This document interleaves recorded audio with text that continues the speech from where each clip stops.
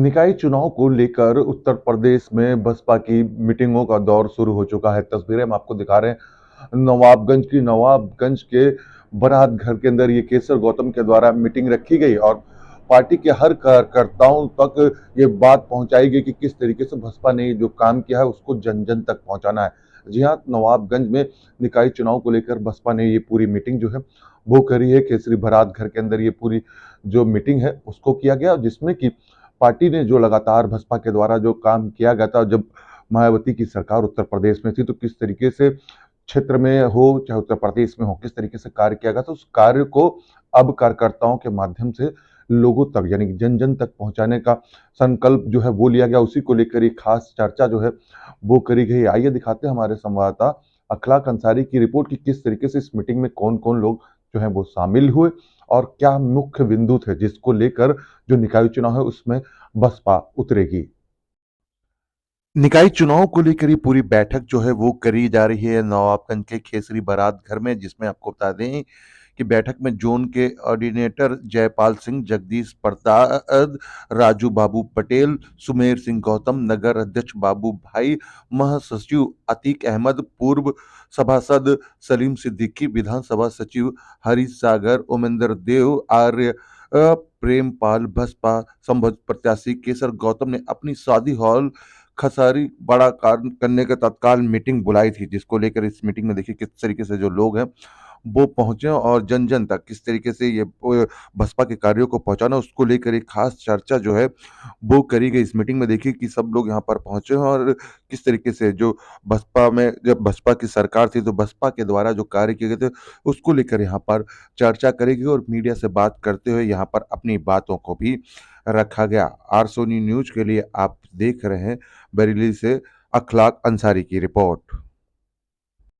जी ने मंडल पे कोऑर्डिनेटर बनाया है आपको, आप जयपाल सिंह जी हैं, बदायूं में रहने वाले हैं और अभी फिलहाल में 22वें विधानसभा चुनाव कौन सी जगह है, कहाँ से? बिसौली से बहन जी ने बिसौली से चुनाव लड़ा और फिलहाल में मंडल अध्यक्ष जो है मंडल प्रभारी पूरे मंडल के प्रभारी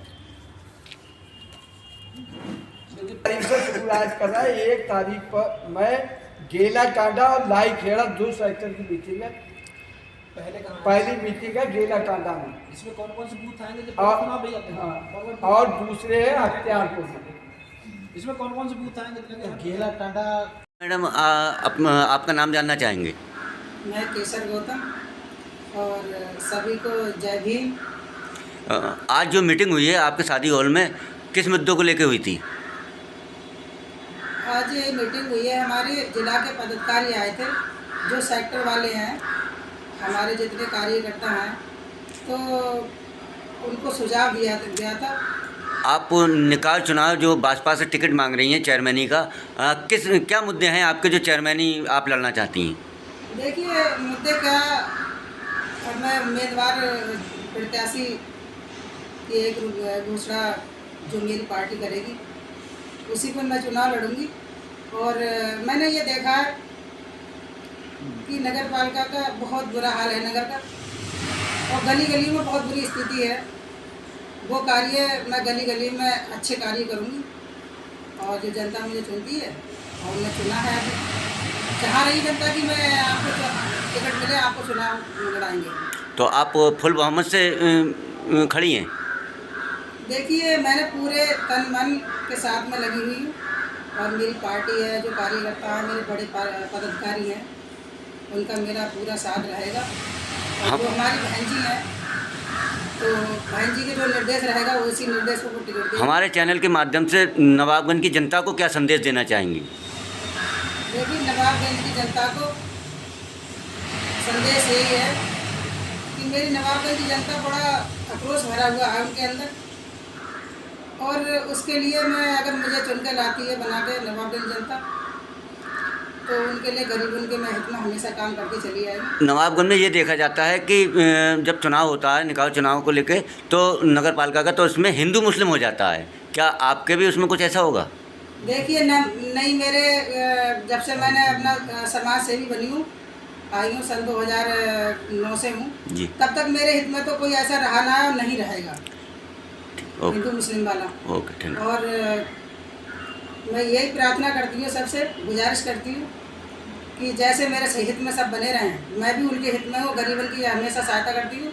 और आते हैं अक्सर मेरे बैंक का ढाल पर, तो मैं उनको हमेशा उनके हित में लड़ाई लड़ती हूँ और सहयोग भी करती हूँ गरीब जो गरीब आते हैं मेरे साथ। ठीक ओके थैंक यू। और मेरी तरफ से शुभकामनाएं। अब ले आएंगे। मेरा नाम जयपाल सिंह, भाजपा में आप कौन किस पद पे हैं? मैं मंडल प्रभारी।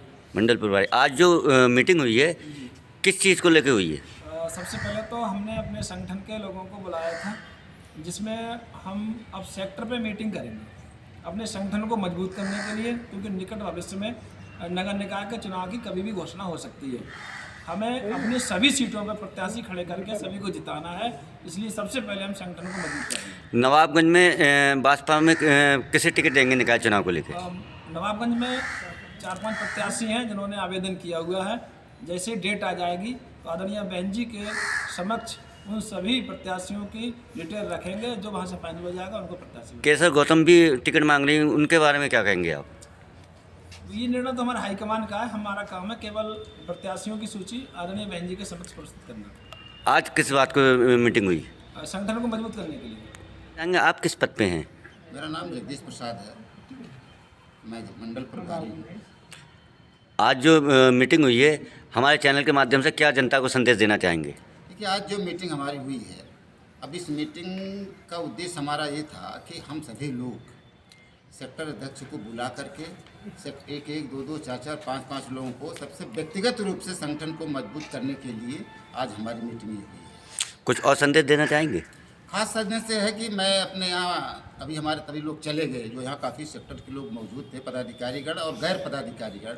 मैं बड़े सम्मान के साथ कहना चाहता हूँ, क्योंकि क्रिसमस का त्यौहार तो बीत गया, लेकिन उस पर भी शुभकामनाएं देने के साथ साथ में नया वर्ष 2023 आ रहा है, तो मैं नए वर्ष के लिए सबको बधाई देता हूँ और उसके लिए मंगल कामना करता हूँ कि नए वर्ष में सबका जीवन सुखमय हो, आनंदमय हो, खुशीमय हो, समृद्धिमय हो। बहन मायावती का जन्मदिन है, कौन से जन्मदिन है?